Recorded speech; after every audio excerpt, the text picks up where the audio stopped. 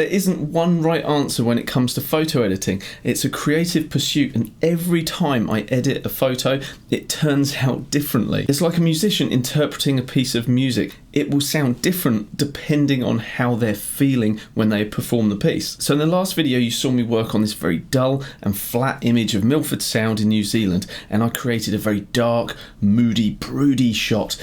But in this video, I want to rework this photo and reimagine that scene in something completely different, something warm, inviting, ethereal, all those kind of words. I want to have a completely different look. Before I boot up Luminar Neo and get into the full edit, what I would like to do is actually introduce you guys to a concept that I find really useful when I'm wanting to pre-visualize where a piece of work is going to go. And that is similar to sketching. Before an artist invests hours in creating a final masterpiece, first of all, they'll create a few sketches, make sure that their composition is looking good, and just make sure that they're generally heading in the right direction.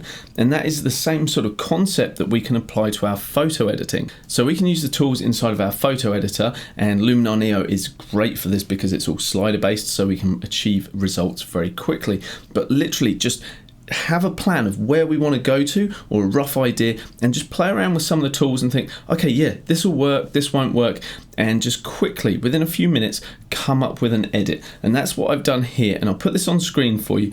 And while I know that this quick sketch version of the edit is over-processed, it's too much, at least it gives me the idea that I'm going to be heading in the right direction. And it's also giving me a good idea of the tools I want to apply to get me to that finished result. So let's boot up Luminar Neo and I'll walk you through the steps involved in getting a similar look like that, and I'll see if I can't improve it as well. So here I was with my family at Milford Sound, which is an amazing place to visit, and here you can see a quick version of the HDR combo that I did for the last video, which then ultimately turned into this image here. On the left hand side, I have the same photo, the same raw file, just processed in a very different way. So this is my quick sketch that I did. So if I double click it and jump into the edit section here, I can move out of the tools section and into the edits themselves, and this is literally a history list of what I've applied to the photo to get it looking like this. And I can use this just as a reference so that I know exactly what I did with this rough edit to get me to that final result. And like I say, it's too much at the moment, so I don't want to actually apply all of these effects that I have done here, but it gives me an idea. And some of you may be rightly thinking that Luminar Neo doesn't actually give you the ability to create a virtual copy, so a secondary version of the same photo and process it differently. So how can we actually reprocess this file without destroying what we already did to that original file? Well, let me show you the method that I use. I'm working on a PC, so I just come to the photo that I want to edit and I right click. Then that's going to allow me to come down to the Show in Explorer option. So here we can see the very flat original DNG file. So all I need to do is copy that and paste it. So I'm just pressing Ctrl C and then Ctrl V on my keyboard, give it a different name, press enter, and then close that down. And now if I right click on this, I can go to and folder in library, and that's going to take me to the folder that contains that photo. And as you can see, we have the original unprocessed version here, the new copy that we just created. And so I can leave that sketched version that I created quickly intact there, and I can just double click this and begin to work on that without affecting that other file. So I just need to come into the edit section. Luminar loads the photo up, and the first thing I want to do, as always, is jump into the develop raw section here. And if you recall last time, we grabbed the smart contrast and pushed that up to 100. Well, in this video, I want to do things a little differently, just to show you that there's an alternative way of processing the same photo. So rather than pushing my smart contrast to 100, I'm actually going to go the opposite way and have it set in the negative territory, which you may not normally consider doing. From there, I'm just going to play around with the highlights and the shadows and just tweak those to get them set kind of where I want. So I still want to introduce a little bit of contrast, but this time I'm doing it through boosting the highlights, dropping the shadows, whilst at the same time having that smart contrast down, and that's already helping to give us more of a kind of ethereal look to this image. In the last video, I showed how we can maximize our contrast by making sure we have a black point and a white point using curves, but that isn't what I want to do in this particular version. And the reason is I want to actually infuse a color through the whole photo, and you can't do that when you're dealing with white and black. Let me demonstrate what I mean.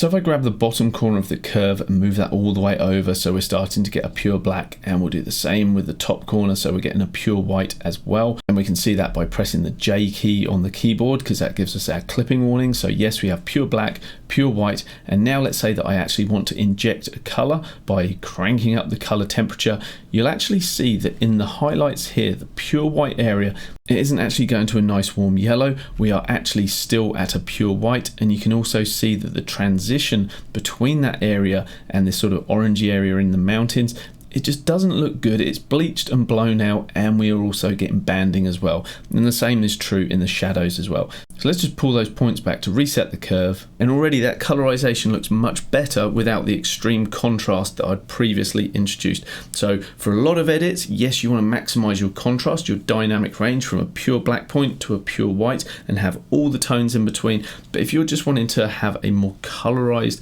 version, then perhaps that's a time when you don't want to actually push the blacks and whites too far. So let's talk about the white balance. Now, just grabbing this temperature slider and moving that into the cool direction to cool off your photo or warming things up, this is a brilliant way when you're dealing with a raw photo just to inject some color. And so for this one, what I wanted to do is push the temperature really extreme right into those oranges, and then just balancing it out so it's not just yellow but more of an orangey, just by injecting a little bit of magenta into that as well. Now, one thing that can happen when you do this, particularly if you have more contrast in your scene, is that the color can actually get quite oversaturated. And so we can just grab the saturation slider or the vibrance slider just to kind of balance out that effect. So now that the color is starting to take shape, I'm going to revisit the curve, and I'm just going to start to bring down the shadow point just so that I can start to add a bit more mood into this and just introduce more contrast, but do it in a more controlled, moody way. I'm not moving the white and black points. I'm just working with the center of the curve. And as you guys know, by introducing an S into your curve, that creates more contrast in your photo. So obviously I don't want to go that extreme, and I want to make sure that the highlights, this bit here, aren't going above this 45-degree line, because that's going to brighten things up too much. And we just spoke about what happens there, but with the colors. But I may just want to bring these darker tones down, and that's just helping to enrich the color through there. But again, it's a little oversaturated, so I'm just going to go back and forth between the saturation slider and the curves and just make sure that I'm happy with that overall contrast. By desaturating it a little bit, that looks a little bit more natural, and I do prefer that. So I'll just drop the saturation slider just a little further, and that looks a little bit more natural, and I do prefer that. Let's just have a quick toggle of before and after, adding the develop raw tool, before and after, and just make sure we're happy with the general direction. Now, while for this particular edit I do want to keep the general vibe to be quite a soft, ethereal feel, I do still want to inject some contrast around the waterfall, around the boat, and maybe along the horizon of the water as well. And so a really useful tool for doing this is the Structure AI tool. So I'm going to specifically mask that effect in only in those areas, and then I'm going to also counterbalance this by softening up other areas, almost blurring them by using negative structure. So we'll throw a couple of instances of that tool onto this photo with masks and see how it looks. So let's close down Develop Raw and jump straight into Structure AI. And as always, we're going to crank this baby all the way to the max. There you go, 100. And already I really like what it's doing to the photo as a whole, but I have already taken one of my versions in this direction, nice and crunchy. So I'm not going to do that again for this one. We're looking for something different. So what I'm going to do is utilize what we've created around the waterfall, the boat, and the water as well. So I'm going to grab my brush tool, just check where we're at with the size. Okay, I want to make that just a little bit bigger, and we're going to push the strength up as well.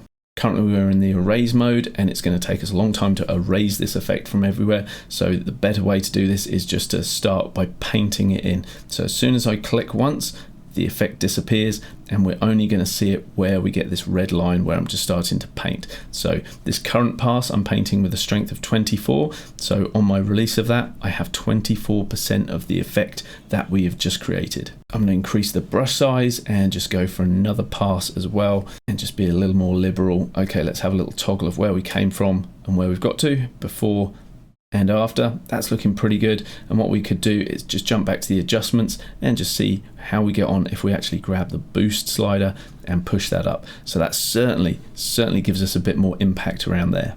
So we've pushed in a bit of structure in these areas. How about we soften up the structure in others? Let's do that by closing that tool down. So that is now going to drop into the edit section, what we've just done there. So we don't need to worry about that. That's our first tool that we've applied. Now let's come back in and we're going to add another instance. You can see that all of the sliders are reset, which indicates this is a brand new instance of the tool. And watch what happens. Now I've dropped that down to -100. You can see that everything has got much softer. And if we want even more, we could grab the boost slider, push that to 100, and now we've gone into the absolute realms of hyper soft. It's just far too soft. But what if we were just to paint this in the areas we want it, and do so with a low strength, so that this isn't covering the entire photo, but it's just adding some softness. So I'm just going to start painting this over. I may even go even over the waterfall that we sharpened up before, and that may just help to soften it. I'm just experimenting, so I'm going to let go and have a look. What have we got? Before and after, before and after, just a little bit, a hint of softening, and I quite like that. We're going to go for another pass up around the mountains just to soften them even further. Here's our before, here's our after, and I may just take a little bit of that effect off from the waterfall. I think it's just softening it too much. I want to keep that nice clarity and visual interest around that area. So here's our before, here's our after. With my game plan for this photo, I have 3 more stages I want to take it through. The first one is to work on the tonality within the image. So I want to make sure that the brights, the darks, all of that is exactly as I want it. Then I want to put some creativity into it in the form of some sun rays, because in my mind, to work with this nice warm feel that we're trying to create here, I'm thinking sun rays will really go well with that. So I'll show you a technique with the sun ray tool where we can actually double up on that effect and just change the settings slightly to hopefully get a more believable effect, not like the effect that I created in my sketch version that was too over the top. So I will bear that in mind, what I did in that sketched version, and just tone that back a little bit. And then the final thing will be some more color grading. I don't want to take it too far away from what I've created here, because I like this kind of warm, almost sepia look to this, but I just want to enhance it a little bit further. And with color grading, I would always recommend that that is the last step of your processing. Okay, so first things first, let's just fix up the tonality. So what I want to do is make sure that the waterfall is nice and bright, and I also want to actually enhance the brightness level of the water, particularly at the horizon, so that when we add these sun rays, it's going to look as if it's highlighting and illuminating that bit of water right there. And so we could do that through several tools. The develop tool would be a good option, where we can play with the contrast and the exposure, also the curves. But a quicker way to do that would be with the dramatic filter, because if I grab the amount and start cranking that up, as you know, it's a tool for accentuating contrast, and we also have the local contrast slider that we can play with as well. In this case, we are dropping the saturation, so we're losing that colorization that we created before, and so I'm just going to boost that up just so that we can kind of match what we had before. And if you're not sure what that color was, just press on the eyeball tool to see a before and after, and you can see what a massive difference this tool is making. Again, far too much over the whole photo, but that is why we have masks, and that is why we love masks, because we can selectively paint in our effects. I'm going to keep my strength pretty low, because the actual strength that I have the tool set at is pretty high, and I'm doing a pretty poor job of painting this along the horizon line here. But look, that is what I'm going to do. I'm just going to start painting this in, and I can always flip-flop between my brush to paint it in and the erase tool to take it away. And I will keep most of the effect centralized. And now I'm going to jump to the erase tool. And as you guys know, I don't use my Wacom tablet when I'm recording my videos, purely because I want you guys to see that you can create these results by just using a mouse. However, if I had the Wacom tablet on the go, it would be so much easier to actually paint this mask in right now. If you guys want to know which tablet I would recommend in terms of size and ergonomic point of view, I'll put a link to that in the description. But there's no harm when you're painting to just flip-flop between painting an effect in and erasing it. And of course, check where you came from and where you've got to, where you came from and where you got to, because when you're working with these tools, it's so easy to overdo it and also to lose sight of where you've come from in your edit. So I would certainly recommend just keep flicking that eyeball tool on and off and going, okay, I've gone too far here. And that will allow you to kind of finesse and refine your edit and just rein things in when you need to. So while I like what I've created here, it is just a little bit too much, but rather than keep playing around with this mask, it's roughly where I want it. So all I need to do is just come back to my adjustments, and you can see we're way strong. We're at 100% on the amount, and we also have the local contrast boosted all the way up. But now we've got the mask in, we're able just to come to these sliders and keep an eye on the actual photo itself as we move the sliders back and forth and just see what it's doing. And now when we toggle the before and the after, we can see that we've got that lovely effect, but done with a lot more subtlety. Okay, let's come to the sun rays, and we're going to crank the amount all the way to 100, just so we can see where our sun is, and that's going to allow us more easily to come along, grab that center point and move it over here. And I don't know whether you guys know this, but you don't have to have your sun actually on the canvas of your photo. You can actually drag it up and off of the canvas, and often that can give you much better results. Now I've got the sun positioned where I want it, I'll leave the amount set to 100, and that's going to allow me to better see what effect these sliders are having. So for the overall look slider, if you don't want to make your shadows darker and you don't want to add any saturation to your photo, you want to make sure that the overall look is actually to the right hand side, pushed up towards that 100 mark. The sun ray length is pretty self-explanatory. How far do you want those rays to come down? And I want those rays to come all the way to our boat here. The penetration slider is more useful for when you have clouds in the scene and you want to decide whether the rays of sun will actually break through those clouds or not. And the sun settings talks to the area around the sun itself, the actual central point where you set the sun up. So we could increase the glow radius and the glow amount, but because our sun is off the photo canvas, we don't really see what's going on there, so that's kind of irrelevant anyway. But the number of sun rays, this is what I'm thinking that we could potentially have a play around with, so we can create two instances of this effect, one where we can actually see the rays themselves, and another version where we just use the glow by setting the number of sun rays kind of more at 0. So the first thing I'm going to do is actually crank the number of sun rays all the way to 100, just so that we've got lots of them. Now I'm going to grab the randomize slider and just have a little play around with this and see if there's an effect I like. I quite like this one because we've got quite a few fronds of sunlight coming through.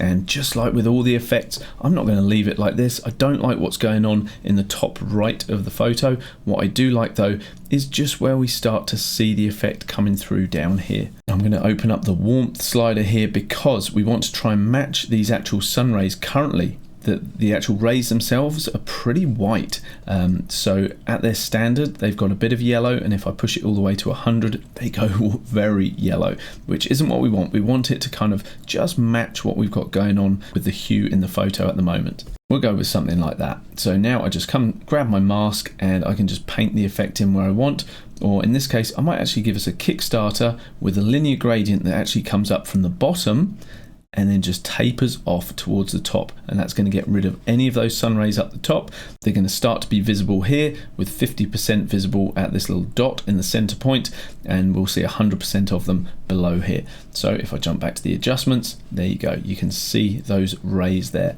Now on the right hand side, these rays, I don't really want them, I just want the ones that are starting to come through on the photo here. And now I'm looking at it, you know, I want more of these rays towards the waterfall and the boat. I feel like these are too far to the right, so I'm just going to go with the randomize slider again and just see whether I can get something that I prefer. Maybe even just utilizing those two beams there with number 13 set, that might be good. So I'm going to come back into my masking, I'm going to grab the brush this time, and I'm going to actually start to erase the bits that I don't want. So I'm just going to push the strength up a bit higher, paint over that beam on the right hand side, maybe go over it one more time.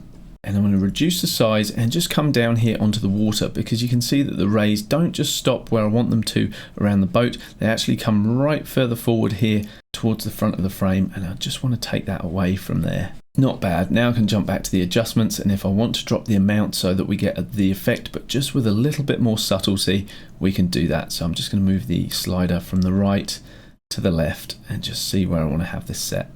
When you're working with the sun rays tool, I think it's a good idea to build up multiple instances of the sun rays filter, change the settings just ever so slightly, but still have the sun center placed at exactly the same point, and then just change the settings, vary them slightly between instances of the tool, and drop the amount right back for each one. And then you're going to just sort of build up the effect, and it's going to have a more believable look than trying to do it all with just one instance of the tool. So with that being said, I'm going to throw a couple of extra instances of this tool onto the photo. So I'll close this one down and open up another instance. Again, grab the amount slider, put it all the way to 100, place the sun center, and we're going to drag it up to the top right up here where we had the previous version. I'm going to bring the overall look up to the right again and make some quick adjustments to these other settings, get the filter looking the way I want it to, and jump to my masking.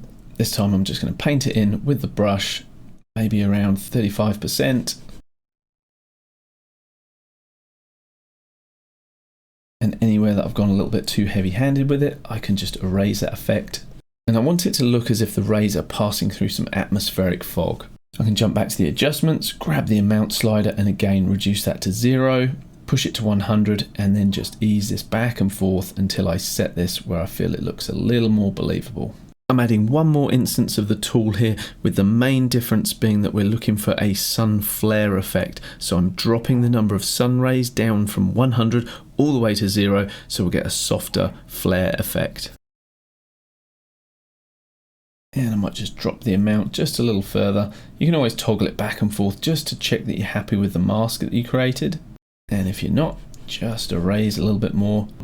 Before we do our final bit of colorization, I'm going to press the \ key to see our original raw photo and then release to see where we've got to. So what a difference between the two. Here it's a very grey, cold and uninviting look to the photo, and here we've completely flipped it on its head and it's warm and inviting. So let's finish things off with a little bit of color grading. We're going to use two of my favorite tools, the mood tool, where we can just introduce a lookup table, a LUT, straight from the film industry. There's a reason that those guys use these. They're very powerful and they're going to color map our photo to whatever we choose to set it to. So we'll do that, and then we're going to use the toning tool to actually change the colors of the shadows and the highlights independently, and I think we're going to try and imbue this with a sense of warmth, whereas in the other version we went for those cooler tones. This time we're going to keep things hot. So I'm going to close the sun rays filter, and we are going to come into the mood section here, and straight away we can choose a lookup table or a LUT, and one that I think may work quite well would be candlelight. So this is going to be a very similar kind of look to what we already have. So if I toggle our before and our after, the actual colors that this lookup table introduces are very, very similar to what we had already. However, it's just helping to give it a little bit more contrast and a little bit of color harmony. So I'm just going to play with this slider until I get it set approximately where I want. We can have a little play with the contrast as well and just check that we're happy with that. I don't want to get this too contrasty, to be honest. And what about the saturation? Do we want to increase that? Nah, maybe not for this one. Let's have another look before and after. Okay, not too bad. Let's move on to the toning. This is where I'm wanting to inject some yellows into those highlights, and then I'm going to complement that with a bit more kind of red in the shadows. So first of all, jump into the highlights, and I'm going to grab the saturation slider and push that all the way up. And as I grab the hue slider and move that through the color range, you can see what effect that is having. It's changing the color specifically in the highlights and then just fading out into the shadows. And so I'm thinking that we go for a nice warm yellow, almost towards the greener side of yellows, because we're going to complement that by introducing the shadows. I'm going to push that to 100, and already you can see this beautiful split we have between the yellows and the warm reds there. I'm just going to have a play with this, why not, just to make sure that I'm happy with the actual colorization that we're putting in. Maybe we'll go for a bit more of a magenta look. And now I'm happy with the colors. Rather than bring down the saturation individually, I'm just going to grab the overall amount slider and start to bring that back. So if I take it all away, all of a sudden, what initially to my eye looked like a nicely colored photo now looks very washed out and tepid. So now I'm thinking, as a comparison, as I bring this up, wow, that's obviously super saturated, far too much, but I definitely want to be introducing some of this color into this photo. I feel that the reds in the shadows are getting oversaturated quicker than the colour that we have in the sky. So what I'm actually going to do is just drop the saturation back on those shadows and then boost the overall amount, and that will help to give me the same kind of overall saturation, but the sky will have a bit more intensity to it. So we're on the shadows. I'm going to grab the saturation slider and just start to bring that back down, and now I can increase the overall amount, and that will give us that nice yellow in the sky while still maintaining a bit of red, bit of warmth in those shadows. Let's look at our before and our after. Maybe it's a little too strong. Let's ease it back again. And now I'll close that tool down and I'm going to add one more. You know what it is. You know what it is. going to put a little bit of mystical on it. Right, open up mystical. Come on, Anthony. Because I have to. Every photo, right? 100%. Ooh, blah, no good. Bring it back down. Let's just tickle a little bit in. I don't know. 8% before and after. Super subtle, but you know I love that tool so much, I have to use it. Now before we get to my absolute favourite bit of any video, which is looking at our original before and after, I've got a couple of things for you. Firstly, I would encourage you to take a look at your back catalogue of previously taken photos, the ones that you've edited, and just challenge yourself creatively. Think, how could I process this differently? How could I take it in a completely different direction? I've done another video where I did a night to day shot. We've got a cold version and a warm version of this photo. So what could you do differently with your editing? The second thing is I want to make this raw file available to those of you who support me through the membership plus downloads program, but a few of you still haven't actually shared your email address with me. So I totally appreciate and thank you from the bottom of my heart for your support, but for me to be able to supply these files and other resources that I've made available for other videos as well, for me to do that I need your email address. So send them through to anthonyeditsyourphotos@gmail.com. Also, if you don't have Luminar Neo yet, I have a link in the description below. A lot of you have been saying, I'm disappointed that Neo is now only a subscription only option. It's not. You can still buy the program outright. It just means that you don't have access to, unless you also buy the extensions, don't have access to those extensions, but you don't need them. We've done this whole edit without utilizing HDR merge, noiseless AI. Those tools are great, but they are add-on extensions that you don't need to get a full robust editing experience in Luminar Neo. So if you want to buy it outright, you can still do that. So now that's out of the way, let's do our before and after. Here's our before, our original raw file, lackluster, cold and bleh, and here is our lovely golden, warm, ethereal, lovely version that we've just created.